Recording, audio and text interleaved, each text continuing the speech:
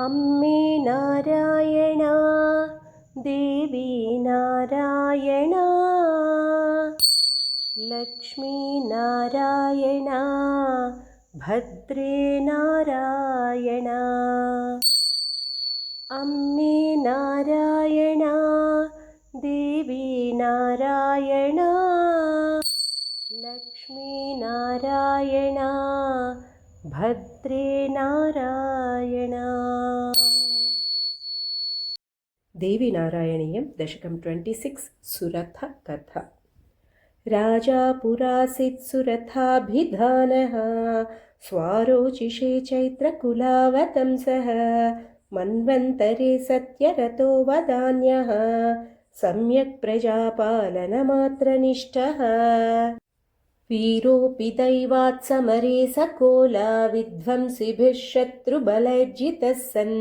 त्वक्त्वा स्वराज्यं वनमेत्य शान्तं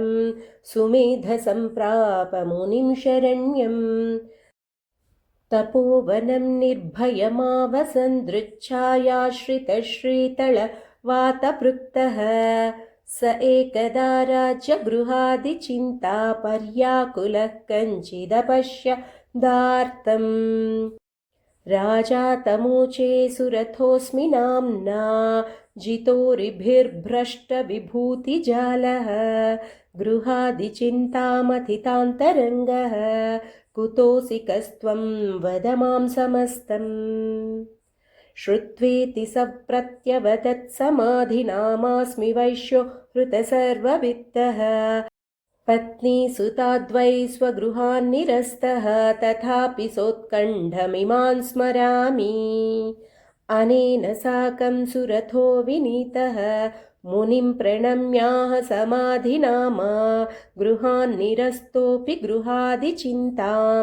करोति सोत्कण्ठमयं महर्षे ब्रह्मैव सत्यं परमद्वितीयं मिथ्या जगत्सर्वमिदं च जाने तथापि मां बाधत एव राज्यगृहादिचिन्ता वद तस्य हेतुम् ऊचे तपस्वी शृणु भूपमाया सर्वस्य हेतुः सुगुणा गुणा सा बन्धं च मोक्षं च करोति सैव सर्वेऽपि मायावशगा भवन्ति ज्ञानं हरेरस्ति विधेश्च किन्तु क्वचित् कदाचिन्मिलितौ मिथस्तौ विमोहितौ कस्त्वमरेणुकस्त्वमेवं विवादं किल चक्रतु स्म ज्ञानं द्विधैकं त्वपरोक्षमन्यत् परोक्षमप्येतदवेहि राजन् आद्यं महेश्याः कृपया विरक्त्या भक्त्या महत्सङ्गमतश्च लभ्यम् य एतदाप्नोति स सर्वमुक्तो द्वेषश्च रागश्च न तस्य भूप ज्ञानं द्वितीयं खलु शास्त्रवाक्यविचारतो बुद्धिमतैव लभ्यम्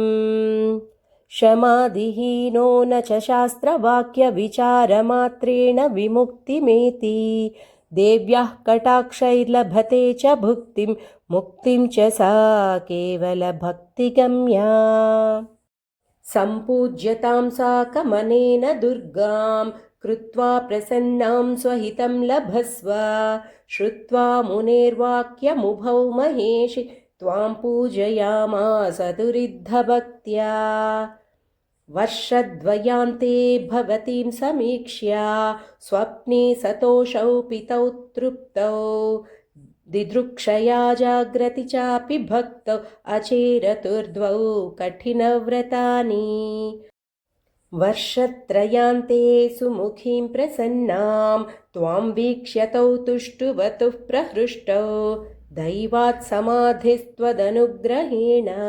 लब्ध्वा परं ज्ञानमवापमुक्तिं भोगाविरक्तः सुरथस्तु शीघ्रं निष्कण्टकं राज्यमवाप भूयः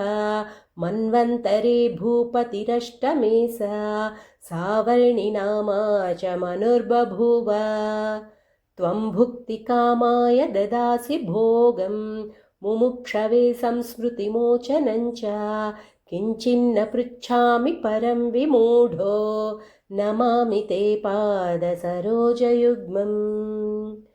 सर्वमङ्गलमाङ्गल्ये शिवे सर्वार्थसाधिके शरण्ये त्र्यम्बके देवि नारायणि नमोऽस्तु ते